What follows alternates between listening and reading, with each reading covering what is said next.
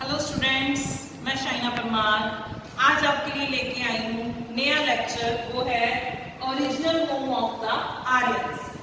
जैसे कि हमने पहले पढ़ा कि आर्यन जो थे उनका अर्थ क्या है, उसके बाद हमने पढ़ा उनका लिटरेचर क्या है, ऋग्वैदिक आर्यन या अर्ली वैदिक एज या उत्तर वैदिक आर्यन या लेटर वैदिक एज। ठीक है, तो उन दोनों के बारे में जब हम पढ़ रहे हैं तो उससे पहले हमारे लिए पढ़ना जरूरी है कि आखिर वो लोग थे कहाँ के, उनका असली घर कहाँ था, original home of the Aryans. ठीक है, तो ये इसमें बहुत सारे अलग अलग इतिहासकारों के अलग अलग विचार हैं, जिसमें से हम सबसे पहले जो पढ़ते हैं वो है सेंट्रल एशिया, मध्य एशिया जिसको बोलते हैं। सेंट्रल मतलब मध्य, बीच वाला हिस्सा।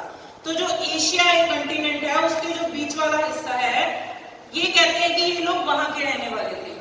तो ये विचार किसने दिया है? प्रोफेसर मैक्स मूलर, जो कि खुद एक जर्मनी के रहने वाले थे और वहां के एक भाषा विज्ञानी थे, यानी लैंग्वेज में एक्सपर्ट है।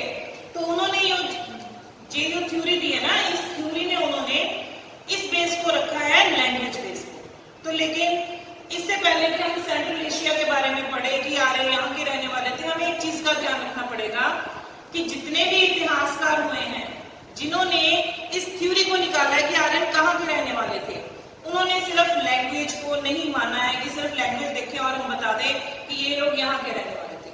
तीन चीजों का ध्यान रखा गया है, philology, anthology and sociology. Philology यानी सारी लैंग्वेजेस, भाषा को देख के, एंथोलॉजी मतलब कि मानव को देख के, इंसान को देख के, आखिर वो सेम यहाँ पे ऐसा इंसान है जैसा वहां दूसरी जगह पे मिला है। और तीसरा है सोशियोलॉजी, यानी कि समाज। ठीक है, अगर कुछ इतिहासकारों की बात माने तो वो कहते हैं कि सिर्फ फिलोलॉजी और सोशियोलॉजी यानी भाषा और समाज के हिसाब से हम ये बात नहीं मान सकते कि ये लोग यहीं के रहने वाले हैं, क्योंकि बहुत सारी दूर दूर जगह तक हमारी भाषा भी सेम हो सकती है और समाज की कुछ बातें एक दूसरे से सीखी भी जा सकती हैं।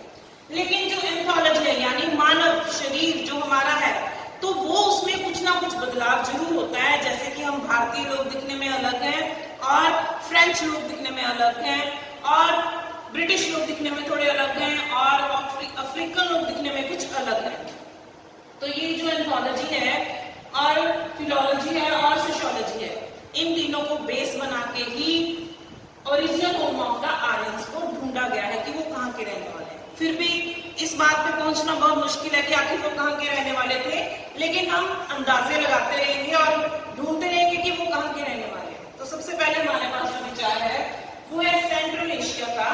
ठीक है, यानी कि मध्य एशिया से वो लोग आए थे। मैक्स मूलर ये बोलते हैं कि मैंने उनके अकॉर्डिंग उन्होंने कुछ स्टडी की है, तो उस स्टडी के अकॉर्डिंग उन्होंने उनकी लैंग्वेज और कुछ और डिफरेंट लैंग्वेजेस और कुछ उनके माने जाने वाले देवी देवताओं के हिसाब से ये विचार दिया है कि ये लोग सेंट्रल एशिया के थे। अब इनको पढ़ते हैं ध्यान से। तो जो ईरानियों की धार्मिक पुस्तक है, पर्शियन रिलीजियस बुक, वो है जैन अवेस्ता। तो मैंने हिंदी में भी लिख रखा है, पंजाबी में भी लिख रखा है और इंग्लिश में भी लिख रखा है। तो जो आपकी लैंग्वेज है आप उसमें देखें। इसमें कुछ मुश्किल नहीं है समझना, सिर्फ एक नाम ही है। बुक का नाम है जैन अवेस्ता की, एक रिलीजियस बुक है। और हिंदुओं की जो रिलीजियस बुक है वो है वेद। वेद और जैन अवस्था की जब लैंग्वेज को मैच किया गया तो कुछ ऐसे लैंग्वेज वर्ड मिले, जैसे वेद में लिखा है असुर, उसमें लिखा है आउरा, इसमें लिखा हुआ है तत्वता, इसमें लिखा है तत्थवा, इसमें लिखा है अनन्यचा और इसमें लिखा है अनन्या। तो कुछ मिलती जुलती लैंग्वेज है। तो वो ये अंदाजा लगाते हैं कि जो पर्शियन है और जो आर्यंस हैं, ये दोनों आपस में मिलते हैं, ईरानी लोग और भारतीय लोग। तो ये शायद सेंट्रल एशिया में इकट्ठे थे और जब वहां पे कुछ बदलाव आए तो कुछ दूसरी तरफ चले गए, वेस्ट की तरफ चले गए, कुछ ईस्ट की तरफ आ गए। तो ये सिर्फ एक एग्जाम्पल है उनकी लैंग्वेज की, लेकिन हमारे पास और बहुत सारी एग्जाम्पल्स हैं जिससे हम अंदाजा लगा सकते हैं कि ये लोग शायद सेंट्रल एशिया के थे। सेंट्रल एशिया से लोग निकले हैं पर्शिया की तरफ, जर्मनी की तरफ। इंग्लिश लोगों का और हिंदी लोगों की लैंग्वेज को मैच किया गया है। देखो ये है संस्कृत लैंग्वेज, ये हिंदी, ये पर्शियन, ये जर्मनी और ये इंग्लिश। इनके कुछ ऐसे वर्ड्स हैं जो आपस में मैच कर रहे हैं। लाइक संस्कृत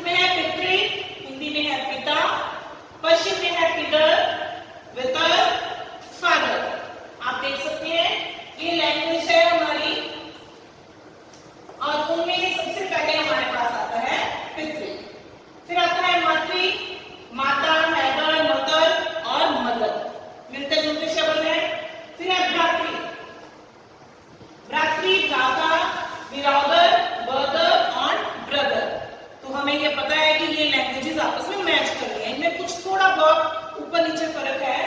फिर है द्विता। द्विता यानी जो हम जिसे हम बेटी कहते हैं, ठीक है। भ्रातृ यानी जिसे हम भाई कहते हैं। ये माता पिता तो हमें क्लियर ही है। द्विता द्विता संस्कृत और हिंदी का सेम शब्द है, डॉटर, टॉर्चर और डॉटर। तो ये लैंग्वेजेस के अकॉर्डिंगली जब वो देखते हैं तो वो कहते हैं कि कुछ ऐसी लैंग्वेज जैसे पर्शियन और संस्कृत लैंग्वेज आपस में मिलती है। और ये इतिहासकार ये बात मानते हैं कि वेद एंड जैन अवेस्ता की लैंग्वेज जो है वो अभी तक भी उसमें कुछ ज्यादा बड़ा बदलाव नहीं है। वैसे ही शब्द जो आज भी बोले जाते हैं, बहुत सारा लिटरेचर लिखा गया, बहुत सारी लैंग्वेजेस चेंज होती रही, लेकिन ये दोनों ऐसे ग्रंथ हैं जिनकी लैंग्वेजेस में कम बदलाव आया। तो ये हमारे पास एक ऐसा चार्ट है जिसे हमने अपने ध्यान में रखना है जब भी हमने सेंट्रल एशिया थ्योरी लेनी है। सिद्धांत कौन सा देना है? जब सेंट्रल एशिया का देना है तो हमें पता होना चाहिए कि किसकी बात कर रहे हैं हम, जैन अवेस्ता एंड वेदास की।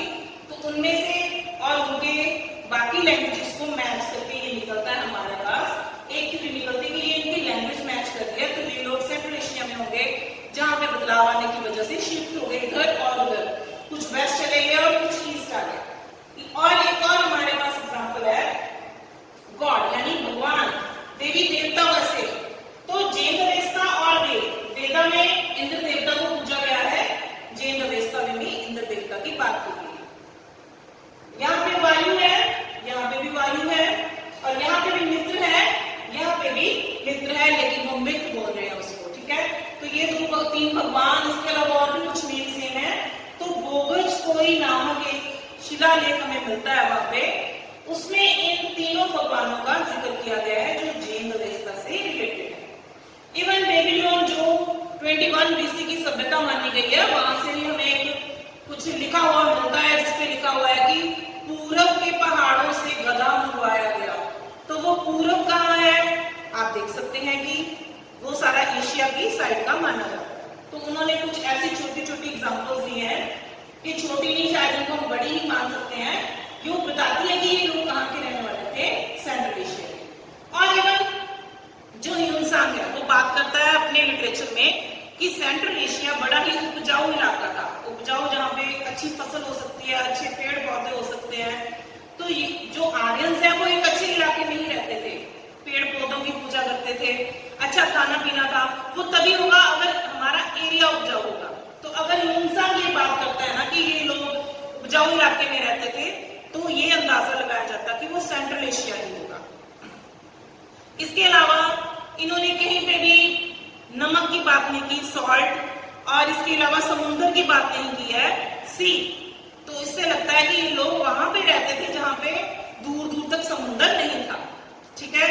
लेकिन सिर्फ इन बातों से या कुछ पेड़ पौधों से या इन लैंग्वेजेस से हम ये 100% नहीं कह सकते कि ये लोग सेंट्रल एशिया के थे, क्योंकि जब एक थ्योरी आती है तो उसका क्रिटिसिज्म भी आ जाता है। तो बहुत सारे इतिहासकारों ने कहा है कि ऐसा तो है ही नहीं, सेंट्रल एशिया तो बंजर इलाका है, वो तो उपजाऊ है ही नहीं। तो फिर ये लोग सेंट्रल एशिया में कैसे रहते थे? क्योंकि आर्यंस के बारे में ये कहा गया है कि ये एक ऐसी सभ्यता है जो कि बहुत ही ज्यादा कुशल सभ्यता, मतलब पढ़े लिखे तो नहीं थे, खैर हम ये नहीं कह सकते, लेकिन अगर उन्होंने वेद लिखे हैं तो उनमें से कुछ लोग ऐसे ऋषि मुनि हैं जो बहुत ही डेवलप हैं। और सबसे बड़ी बात क्या है इनके बारे में कि एक ग्रामीण सभ्यता मानी गई है। तो इनका खाना पीना रहन सहन बड़ा उच्च कोटि का था। सिंधु घाटी की सभ्यता हमने पढ़ी थी, उसको हम एक शहरी सभ्यता मानते हैं, और ये एक ग्रामीण यानी पेंडू सभ्यता है, ये हमारी विलेज के, जिसको हम एक अर्बन है, एक रूरल है, ठीक है। तो ये गांव में रहने वाले लोग थे, लेकिन ऐसे लोग नहीं थे जिनको कुछ खाना पीना या पता नहीं है खेती बाड़ी के बारे में। तो खेती बाड़ी ये लोग करते थे, तो उपजाऊ इलाकों में रहते होंगे। लेकिन जो इतिहासकार है वो ये कह रहे हैं कि ये मध्य एशिया एक बंजर इलाका है, और इसलिए ये लोग ऐसे बंजर इलाके में नहीं रहते होंगे। और लैंग्वेजेस क्या क्या है, लोग जब शिफ्ट होते हैं तो वो आपस में मिलती रहते हैं। तो ये मैक्स मूलर का जो सिद्धांत है आप देख सकते हैं, इसमें कुछ थ्योरीज मैंने आपको जो बताई हैं कि इनके बारे में ये कहा जा सकता है कि हो सकता है कि वो सेंट्रल एशिया के हो, और एक समय हो जैसे हमने पढ़ा था नेचुरल डिजास्टर्स, वातावरण जलवायु में परिवर्तन आ जाना, या कुछ और प्रॉब्लम्स हो जाना। तो ये लोग वेस्ट ईस्ट की तरफ फैल गए हों, और वहां से या नॉर्थ साउथ जिधर भी जो भी डायरेक्शन में इनको रहने के लिए जगह मिली हो, तो शायद ये सेंट्रल एशिया से बाकी सारे डायरेक्शंस में गए और शायद वहीं से ये भारत में आए। फर्स्ट हमारा क्लियर हो गया कि वो सेंट्रल एशिया यानी मध्य एशिया से कैसे हो सकते हैं। और हमारे पास एक इतिहासकार है डॉक्टर संपूर्णानंद और कुछ अन्य और इतिहासकार, उन सभी ने इन बातों का खंडन किया। वो जैसे कि वो क्रिटिसिज्म में है, वो कह रहे हैं कि ये जो मैक्स मूलर का सिद्धांत है वो किसी भी बात से हमें सही नहीं लगता। फिर हम यहीं पे नहीं छोड़ देते, हमारे पास और बहुत सारी थ्योरीज हैं, अभी यहीं पे नहीं खत्म होती, इससे आगे भी हैं। तो सेकेंड हमारे पास आर्कटिक रीजन थ्योरी, जिसे हम कहते हैं नॉर्थ अटलांटिक यानी उत्तरी ध्रुव, उत्तर का जो ध्रुव है जिसे हम हिम महासागर कहते हैं, बर्फ का जो इलाका है, तो उसकी थ्योरी हमें दी है बाल गंगाधर तिलक ने। उन्होंने एक बुक लिखी है Arctic home of the Aryans. Arctic home of the Aryans बाल गंगाधर तिलक की बुक है। उसमें उन्होंने ये बताया है कि 8000 BC के दौरान ये लोग आर्यंस कहाँ रहते थे, वो रहते थे उत्तरी ध्रुव पे, जहाँ पे, क्योंकि उन्होंने बुक में लिखा है कि वहां पे 6 महीने का दिन और 6 महीने की रात होती है, खूब बर्फ पड़ती है, पहाड़ी इलाके हैं, ऊंचे ऊंचे पहाड़ है, बर्फ है। और जो ऋग्वेद हम पढ़ते हैं, वेद पढ़ते हैं, उसमें भी ऐसा ही मेंशन किया हुआ है कि लंबे लंबे दिन हैं, लंबी लंबी रातें हैं, पहाड़ हैं, पर्वत और हमारे पेड़, ऐसी कुछ बातों को उन्होंने सिमिलर करते हुए हमें ये थ्योरी दे दी है बाल गंगाधर तिलक ने कि वहां पे 6 महीने का दिन था, 6 महीने की रात थी। अगर आप इसको अंदाजा लगाएं तो जैसे हम जो हमारा गर्मियों का समय होता है तो उसमें दिन कितने कितने लंबे होते हैं, सर्दियों का समय होता है तो उसमें दिन कितने छोटे होते हैं, तो उसे हम 6-6 महीने में डिवाइड कर देते हैं। और अगर आप थोड़ा वेस्ट रीजन में जाना शुरू करें तो उनके वहां पे सूरज जब छुपता है तो काफी दिन का समय होता है, इतना अंधेरा नहीं होता। तो उन थ्योरीज को मद्देनजर रखते हुए उन्होंने ये बताया है कि वो कहाँ के रहने वाले थे, वो नॉर्थ अटलांटिक यानी उत्तरी ध्रुव के रहने वाले थे।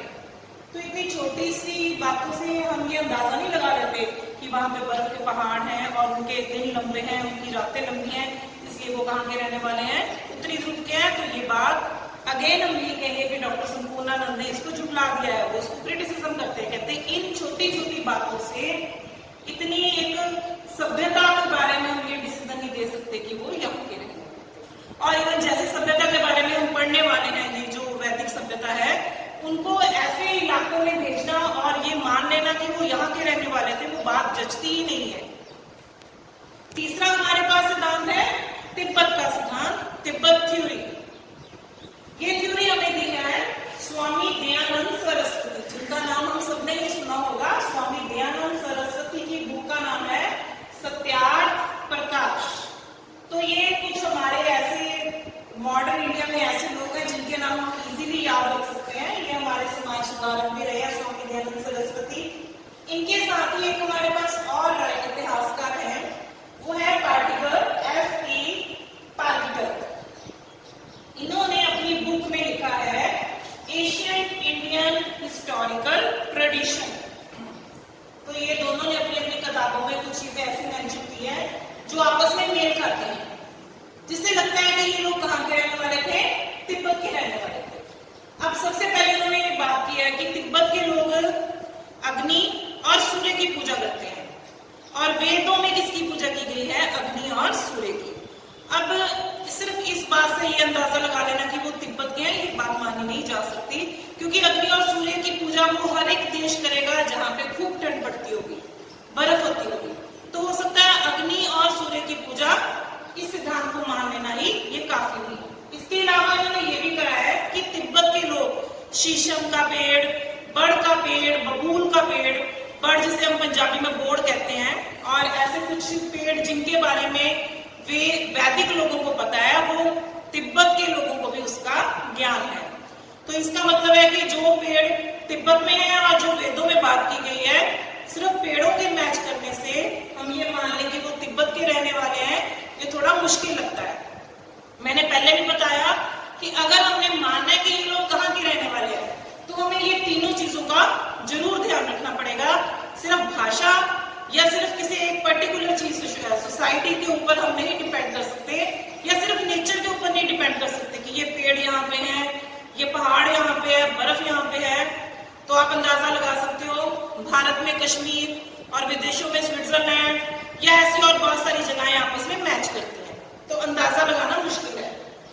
दूसरी तिब्बत की बात उन्होंने ये कही है कि क्यों वो तिब्बत के रहने वाले हैं। वो बता रहे हैं कि जैसे वेदों में शेर, चीता, शेर, एलिफेंट, हाथी की बात नहीं की गई है, चावल की बात नहीं की गई है, तो ये सारी चीजें तिब्बत के लोगों को भी नहीं पता थी। लेकिन इन छोटी छोटी बातों से किसी चीज को 100% मानना बहुत मुश्किल है। सो बहुत सारे इतिहासकार इस बात की आलोचना करते हैं। जैसे मैंने बताया, हमारे पास डॉक्टर संपूर्णानंद है, उनके अलावा और बहुत सारे इतिहासकार है, वो कहते हैं कि सिर्फ इन दोनों की ये बात कि वहां पे जो पहाड़ है या कुछ पेड़ है या कुछ जानवर है सेम है तिब्बत में और वेदों में, सिर्फ इस बात से ये अंदाजा लगाना मुश्किल हो जाता है कि वो तिब्बत के रहते हैं। फिर अगला हमारे पास एक कंसेप्ट और आती है, थ्योरी और है, वो है जर्मनी ऑस्ट्रिया थ्योरी। जर्मनी और ऑस्ट्रिया का नाम तो हमने सबने सुना है। अभी अभी थोड़ी देर पहले जब हम सेंट्रल एशिया पढ़ रहे थे तो उसमें मैंने आपको बताया कि कुछ लैंग्वेजेस जो संस्कृत और हिंदी और इंग्लिश की है उनका आपस में किसके साथ मैच है, जर्मनी भी है, प्रशिया भी और जर्मनी भी है। तो बहुत सारे वर्ड्स जो जर्मनी के साथ मैच कर रहे हैं। इसके अलावा जब हमने आर्यंस कहाँ के हैं बात कर रहे थे तो मैंने आपको बताया था हिटलर, जर्मनी में जो हिटलर था उसने भी अपनी पार्टी में स्वास्तिक का निशान रखा था और वो खुद को आर्य बोलता था। तो ऐसे बहुत सारी बातें मिक्स होती हैं। तो जर्मनी ऑस्ट्रिया थ्योरी है, वो दी है हमें डॉक्टर पी गाइल्स ने एंड मैकडॉनल्ड ने। ये दोनों ये कहते हैं कि कैसे हम इस चीज को मैच करते हैं कि बहुत सारे वर्ड्स हैं जो वेदों में लिखे हैं वो किससे मैच कर रहे हैं, जर्मनी लैंग्वेज से मैच कर रहे हैं। इसके अलावा जर्मन लोग जो हैं वो बर्ड यानी बोर्ड, उस पेड़ के बारे में जानते हैं और इसके अलावा बैंक के वृक्ष के बारे में जानते हैं, बैंक के बारे में जानते हैं। और सबसे बड़ी बात, ये जर्मनी लोगों को काओ यानी गाय का, इसके अलावा घोड़े का और इसके अलावा सूअर और कुत्ते का ज्ञान है। तो ऐसा ही वेदों में भी लिखा है कि ये जानवर वो लोग पालते थे। लेकिन ये जर्मनी लोग जो हैं इनको एलिफेंट, हाथी का और इसके अलावा ऊंट का या शेर का कोई ज्ञान नहीं है। तो ऐसी छोटी छोटी बातों से ये मान लेना कि ये लोग जर्मनी के रहने वाले हैं, तो ये सिर्फ जानवरों या पेड़ों से अंदाजा नहीं लगाया जा सकता। ये मान सकते हैं कि कुछ ऐसा हुआ कि कुछ लोग पश्चिम की तरफ चले गए, कुछ पूरब की तरफ आ गए और ये सब तरफ फैल गए। लेकिन ऐसा बहुत कम लगता है कि पश्चिम से पूरब की तरफ ये लोग आए हैं। हालांकि ऐसा लगता है कि पूरब से पश्चिम की तरफ गए होंगे, ठीक है, यानी एशिया से, जो एशिया है उससे दूसरे विदेशों में गए होंगे, लेकिन विदेशों से एशिया में आए हो ये बात थोड़ी जचती नहीं है। सो ये एक ऐसी थ्योरी है जिसके और ये भी इन्होंने कहा है डॉक्टर पी गाइल्स ने कि इन जर्मन लोगों को भी नमक का, समुद्र का ज्यादा ज्ञान नहीं है। तो वेदों में भी कहीं ये बातें नहीं है, तो शायद ये लोग कहाँ से आए हैं, जर्मनी से आए हैं। तो इस बात से ये अंदाजा लगा लेना कि ये लोग जर्मन के थे, ये थोड़ा मुश्किल लगता है। तो जैसे ये 4 थ्योरीज होंगी हमारे पास, इस हर एक थ्योरी में उन्होंने पेड़ों को, पहाड़ों को या कुछ लैंग्वेज को और इसके अलावा उन्होंने जानवरों को, ऐसी चीजों को कर दिया है जिससे हम अंदाजा लगा रहे हैं कि शायद ये लोग यहाँ के थे। लेकिन हर एक चीज को जब हम कंपैरिजन में क्रिटिकली देखते हैं कि क्या ये ऐसा ही था, तो फिर पहले ये पॉइंट्स ऐसे लगते हैं कि हाँ यहीं के होंगे, फिर एकदम से ऐसे लगता है नहीं यहाँ के नहीं होंगे। एक हमारे पास थ्योरी है साइबेरिया की, मॉर्गन ने ये थ्योरी दी है साइबेरिया जगह की। तो मॉर्गन ये कहता है कि वो साइबेरिया के रहने वाले, ठीक है। तो साइबेरिया में एकदम से ठंड ज्यादा बढ़ गई, तो ये लोग वहां से जगह छोड़ के कुछ मैदानी इलाकों में चले गए, फिर वहां से ये ईस्ट साइड की चले गए, पूर्व की तरफ चले गए, पश्चिम की तरफ चले गए। तो ऐसी कई और छोटी छोटी थ्योरीज है जिनके बारे में हम आगे और पढ़ेंगे। और मैं जैसे अभी आपको बता रही हूँ कि ये थ्योरीज के अलावा हमारे पास है सप्त सिंधु थ्योरी। सप्त सिंधु यानी 7 सिंध, यानी 7 ऐसे नदियां, 7 रिवर्स, जो थ्योरी को हमारे को क्लियर करती है। एक्चुअल में ये थ्योरी हमारे पास दिया डॉक्टर अविनाश चंद्र दास ने, लेकिन उनकी सपोर्ट में doctor Sampurnanand, Shri Gangaram, doctor DA. Trivedi और डॉक्टर लक्ष्मीधर, ये सभी उनकी सपोर्ट में ये कहते हैं कि शायद यही थ्योरी है और यहीं से ये लोग बिलोंग करते थे। कौन लोग? आर्यंस। तो ये जो डॉक्टर अविनाश चंद्र दास और उनके साथी थ्योरी दे रहे हैं हमारे पास सप्त सिंधु की थ्योरी। क्या है इसमें? सप्त सिंधु यानी 7 नदियां। अब आप 7 नदियां गिन सकते हैं कौन कौन सी? सतलुज, व्यास, रावी, चनाब, झेलम, सिंध और सरस्वती। और वेदों में अगर सभी नदियों का जिक्र नहीं है तो सरस्वती का है, तो हम ये अंदाजा लगाते हैं कि ये कहाँ से ये लोग हमारे पास कहाँ के रहने वाले थे। तो ये शायद यहाँ के रहने वाले थे, सप्त सिंधु के रहने वाले थे। नदियों का जिक्र तो वेदों में हुआ हो ही रहा है ना, तो फिर ये 7 नदियों के इलाके के रहने वाले थे। और इसके अलावा वो ये कहते हैं कि वेदों में बार बार जिक्र आया है सप्त सिंधु, सप्त सिंधु। तो ये 7 नदियां कहाँ हैं? ये भारत में है। तो भारत का जो इलाका, 7 नदियों का जो इलाका है, ये लोग वहां के रहने वाले थे। फिर दूसरा ये बताते हैं कि जो वेदों में पंछियों की बात हुई है, जो जानवरों की बात हुई है, जो पेड़ों की बात हुई है, जो पहाड़ों की बात हुई है, वो सब कहाँ है? वो सप्त सिंधु में है। वो सप्त सिंधु कहाँ है? वो भारत में है। इसके अलावा वो ये बताते हैं कि वेदों में कहीं भी नहीं लिखा आर्यों ने कि हम ये जगह छोड़ के फिर दूसरी जगह पे आके रहे, यानी वो माइग्रेंट्स नहीं थे, उन्होंने कोई जगह छोड़ी ही नहीं। तो अगर छोड़ी होती तो पिछली कोई तो बात करते, तो अगर वो बात नहीं कर रहे तो फिर वो कहाँ के रहने वाले हैं? सप्त सिंधु के रहने वाले। इसके अलावा जो उन्होंने खाने पीने की बातें की हैं, जो उनका भोजन है, जो रोजाना वो खा रहे हैं, वो सारा भोजन कहाँ मिलता है? पंजाब के उपजाऊ इलाकों में। सो ये 7 नदियां पंजाब का उपजाऊ इलाका, और जो हमारे पहाड़, हमारे पेड़ पौधे, हमारे पशु पंछी, वो सब कहाँ से बिलोंग करते हैं? वो सप्त सिंधु से बिलोंग करते हैं। हालांकि बहुत सारे इतिहासकारों ने इस थ्योरी को भी क्रिटिसाइज किया। वो कहते हैं कि अगर ऐसी बात है तो फिर उन्होंने भारत का नाम क्यों नहीं लिखा? ऐसी बात है तो समुद्र की बात क्यों नहीं की? तो सप्त सिंधु की सारी नदियां कहाँ गिरती हैं? जाके समंदर में गिरती हैं। तो फिर उनको समंदर की बात करनी चाहिए थी, नमक की बात करनी चाहिए थी, जैसे हमने पहले सारी थ्योरीज को क्रिटिसाइज किया। लेकिन अगर हम उसको एक साइड में रख देते हैं तो वो बाकी जो सारी बातें हमारे सामने आती हैं, सबसे इंपॉर्टेंट सप्त सिंधु की हमारे सामने जो बात आती है, 7 नदियों की बात आती है, तो हमें ऐसे लगता है कि ये लोग भारत के ही रहने वाले थे और यहीं से शायद वो पश्चिमी देशों की तरफ वेस्ट साइड पे गए हैं, वेस्ट से ईस्ट की तरफ नहीं आए। तो ये इंडो आर्यन थ्योरी है जो हमारे पास, या इनको इंडो यूरोपियंस बोल सकते हैं, इंडो आर्यंस बोल सकते हैं। हमारे पास डिफरेंट थ्योरीज होगी हैं, ठीक है। ये सारी थ्योरीज आपस में अगर हमारे सामने आती हैं तो हमें ये लगता है कि शायद मिले जुले लोग होंगे, या बेसिकली वो भारत के ही होंगे, या कुछ इन जगहों से आए होंगे, या इन जगहों पे फैल गए होंगे। तो ये सारी थ्योरीज हमारे पास इस बात को क्लियर कर देती है कि एक्चुअल में भारतीय लोग आर्यंस ही थे। शायद वो सिंधु घाटी के लोग भी आर्यंस ही होंगे, जिनके बारे में अभी तक हम खोज नहीं कर पाए हैं, सही मायने में पता नहीं लगा पाए हैं, ठीक है। तो ये एक हमारे पास original home of the Aryans की सारी थ्योरीज हैं जिनको आप ध्यान से देखें। Thank you.